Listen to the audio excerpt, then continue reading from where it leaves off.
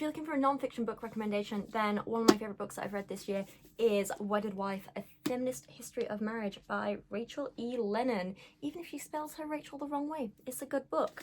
I originally read this as part of researching one or several videos I did earlier in the year, but I ended up just sitting down and like going back and properly reading the book the whole way. Because when I'm researching, sometimes I skim a little bit and I go to the chapters that I need, but this one I went back and like properly took my time and read the whole thing and really, really enjoyed it. It was thoroughly eye-opening, and I think a lot of you know my stance on marriage and how, like, you know, I like romance and love and I want a long-term relationship, but I just don't want legal marriage. That's not for me. And this book kind of cemented that position for me, because it showed me the history of marriage and how a lot of the times things have been used around marriage to control women and oppress women, and I don't really want to be a part of that.